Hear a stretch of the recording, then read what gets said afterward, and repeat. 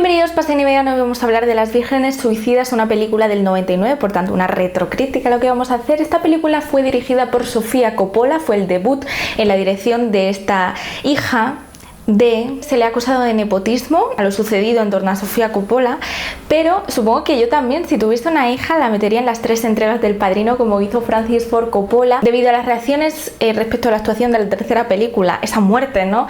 Pues ambos se dieron cuenta de que la niña pues no servía para la actuación, que a lo mejor su sitio era detrás de las cámaras. Sí que pasó antes de llegar a dirigir un poco por el mundo de la moda, tanto con cámaras como sin cámaras, y creo que por eso hay un interés tan fuerte por el vestuario y el diseño de vestuario en su filmografía. Las Vírgenes Suicidas está basado en el libro homónimo de Jeffrey Eugenides y protagonizado por una jovencísima Kristen Dunst, que luego será una constante en toda la filmografía.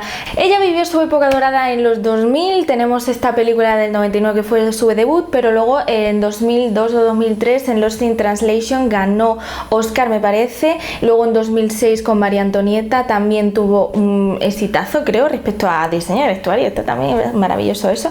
Y luego tuvo algunas pelis que tal, ¿no? Como Somewhere o The Bling Ring, que fue un poco machacada, tiene un cierto sello documental. Luego en 2017 levanta un poco la cabeza con La Seducción, tenemos a esa maravillosa Nicole Kidman y vuelve a confiar en otras actrices que ya conoce, como es Elle Fanning y Kristen Dunst. Las Vírgenes Suicidas fue estrenada en Sundance y se ubica en esta ciudad, creo que es Detroit, en los 70, en los suburbios, en una familia que encorseta bastante a sus hijas, ¿no? La familia Lisbon, aparentemente perfecta, superficialmente imperfecta, muy religiosa. Las 5 hermanas Lisbon pues son muy normativas, muy blancas, muy rubias, muy lacias, muy tristes, muy lánguidas, muy positivas a veces y otras no. El caso es que hay como un halo de misticidad etérea en torno a ellas y por tanto es un interés a decodificar, sobre todo por parte de los chicos, que son los protagonistas en parte también de esta película, ¿no? Porque son los narradores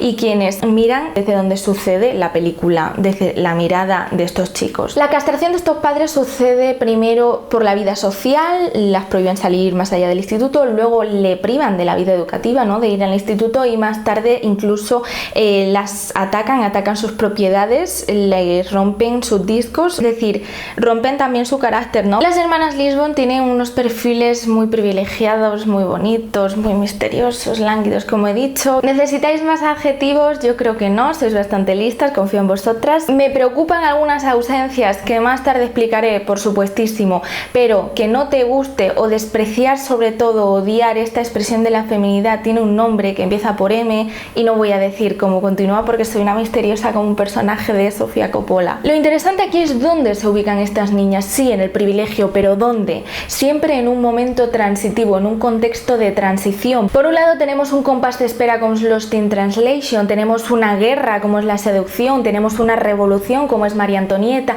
y tenemos los 70, que fueron un momento de cambio sobre todo contracultural respecto a lo que estaba sucediendo en los años 50 y 60, sobre todo por parte de los jóvenes. Entonces es una ruptura siempre con un mundo, y a este contexto transitorio no es capaz de sobrevivir esta expresión de la feminidad y en parte las adolescentes tal como son. Por tanto tienen dos opciones: o sublevarse o doblarse ante la transición, o desaparecer con la transición, que es como le pasa en muchas de estas películas. Es decir, la reflexión sobre la individualidad y sobre la feminidad son aniquiladas por esta transición o durante esta transición. Por tanto, esa frase de lo personal es político aquí cobra más sentido, porque lo individual no es capaz de sobrevivir sin lo político o a lo político, ya que el mundo se va a la mierda y estas mujeres están en sus casas disfrutando y encerradas en parte en su feminidad y en esa jaula de oro, ¿no? En un confort que las ahoga a ellas y nos ahoga a nosotras. Sofía Coppola demuestra que en estas sociedades tan superficiales, tan aparentemente bonitas y románticas en lo visual, que no en lo interior, en lo sentimental o emocional,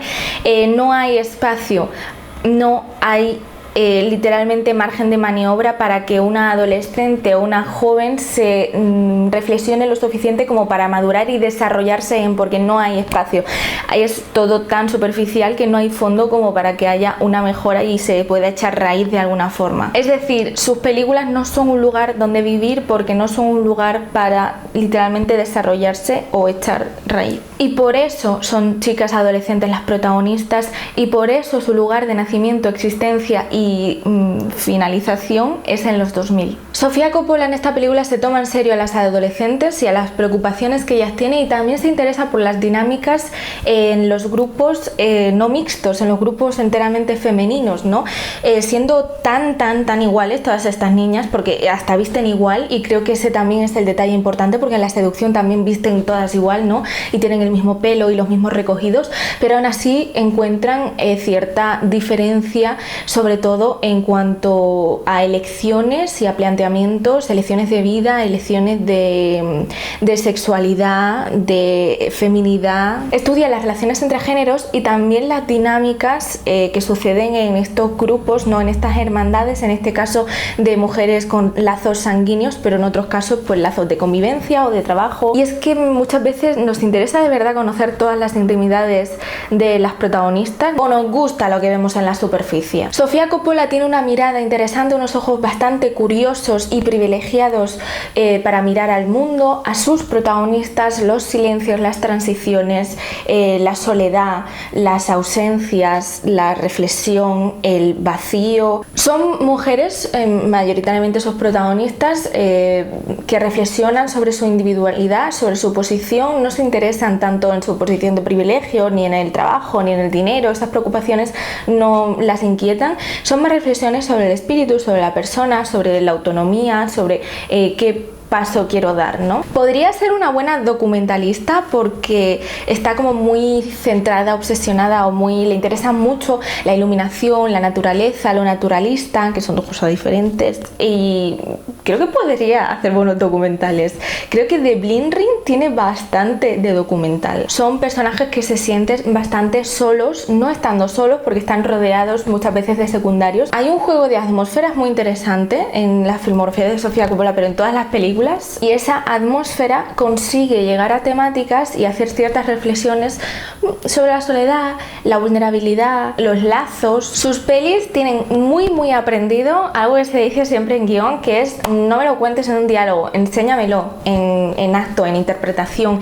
Eso a veces puede ser un coñazo, lo sabemos en guión, porque pueden ser tostonazos, vamos, de dimensiones estratosféricas, y puede que por ello pues tenga cierta crítica, ¿no? Este tipo de dirección muy europeo, ¿no? En la forma de rodar. Acabo de sonar súper pedante ahora mismo. Lo interesante también es la fotografía y sobre todo cómo enmarca a sus protagonistas. Tenemos esos planos hiper generales que literalmente entra a un campo de fútbol para mostrar esa vulnerabilidad, total soledad, y luego esos planos tan íntimos, tan llenos de luz, como que quieres entender más a las protagonistas y en parte no te dejan nunca comprender en su totalidad a sus protagonistas. Siempre hay algo alguna decisión o que te sorprende o que sientes que nunca las has llegado a conocer del todo o que quieres seguir conociendo. Eso también es muy bueno a nivel interpretativo, que se consiga eso, pero en parte creo que estos silencios y esta no expresar tanto en diálogo, a lo mejor no es una intención, pero es la sensación que yo tengo, como para que yo también proyecte y participe de esa interpretación, en el sentido de que yo puedo llenar ciertos interrogantes con mis propias experiencias como mujer, puede ser. No sé si me acabo de hacer la picha un lío, porque esto yo no lo tenía en guión, pero bueno, lo acabo de meter. Como que para que tú proyectes lo que le falta a ese personaje, ¿no? No sé si tiene sentido. Esto lo puso por Twitter y es que lo que más me interesa de su forma de rodar a nivel ya de dirección es el juego de densidades. Esto que os decía de las atmósferas, ¿no? Hay densidades muy diferentes en una misma escena. Es capaz de ser ligera como una pluma para que además no te dé una bofetada del dramatismo de la situación, porque sabemos el desenlace, pero también hay veces que pesa mucho lo que está sucediendo en pantalla, más que lo que se cuenta. Es decir, hasta el final, que literalmente ves vayas unos pies colgando a la vez que los chicos, no te das cuenta del impacto brutal de lo que está sucediendo, porque te lo ha contado de una forma tan suave que casi que no ves el final. Uno de los aspectos más característicos, ya para terminar de analizar la película, es el contexto en el que se hace y también el punto de vista y el narrador, y creo que esto es parte, no culpa, pero me refiero parte de la elección del autor original del libro y no de Coppola. No se le puede achacar esto a Coppola, aunque podría perfectamente haber cambiado el punto de vista. No sé, no me he leído el contrato, pero a lo mejor podía haberlo hecho. Es característico de finales de los 90, principios de los 2000, que un relato puramente femenino, con esta estética tan puramente femenina, esté salvajemente mirado por hombres. Es una mirada masculinizada muy fuerte. Literalmente hay escenas que son bastante stalker o voyeur los chicos, porque las miran con telescopio o a través de ventanas, y además es una cámara que tiembla un poco, ¿no? Que te das cuenta de que pues estás entrando en la intimidad de una persona. Creo que es bastante más stalker en el libro, según he leído por blogs. Pues estas cosas que teníamos en los 90 y los 2000, ¿no? Crea esa idea de misticidad alrededor de las protagonistas, ¿no? Sí que hay ciertos diálogos que a mí me parecieron criminales, como ellas nos enseñaron a entender y a descodificar a las adolescentes y vivimos la adolescencia femenina a través de sus vivencias, ¿no? Porque creo que cogen un diario o algo así. Es bastante dramático todo eso, si lo piensas. Un poco como lo que os decía en el vídeo de Titanic, de que lo que significa Jack para Rose, ¿no? Que simplemente existe y por eso muere, porque su mensaje es más importante que el personaje, ¿no? Bueno, pues esas cosas. Un punto muy a favor es que estas chicas son totalmente emos, como sucedía en los 2000, ¿no? Éramos muy emos de los 2000, pero mucho, como muy melancólicas, muy tristes, muy lánguidas, y a la vez son muy girly en la estética, ¿no? O sea, están escuchando ese tocadiscos totalmente arrasadas por la vida. Me gusta esta mezcla, ¿no? Es evidente, o sea, a nadie se le escapa, creo yo, a no ser que, no sé, tengas miopía.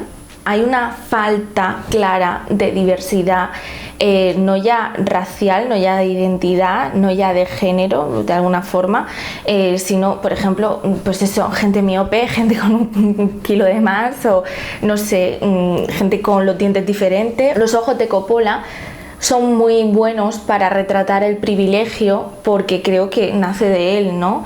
Y son muy buenos para retratar esa feminidad encerrada, porque creo que también conoce esas sensaciones. Y no le puedes pedir peras al olmo y muchísimo menos exigirle algo que no es a una directora. Y creo que por eso, en parte, es tan bien aceptada en Hollywood, porque retrata una realidad que se puede tolerar en Hollywood, ¿no? Se puede tolerar que existan estas películas, no ya otras, ¿no? Pues bueno, el caso es que sus películas tienen un sello autoral claro, es súper identificable. Estás viendo una película y sabes que es de ella, y eso es siempre de alabar en una directora. Al tener un sello tan claro y un marco de referencia muy claro, no sé cómo poner las manos, puede ser también un marco que la limite de alguna forma. Puede ser, no lo sé. Lleva 6 películas o 7, le queda muchísima vida por delante. El próximo miércoles continuaremos con la adolescencia, porque haremos un directo sobre Lady Bird, dirigida también por otra mujer, Greta Gerwig, que me acabo de ver, por cierto, Mujeres del siglo XX. A lo mejor hago un vídeo sobre ello. En algún momento pararé, ¿vale? A lo mejor hago Booksmart y ya pararemos este ciclo de adolescencia femenina. Hasta aquí el vídeo de hoy, espero que os haya gustado y adiós.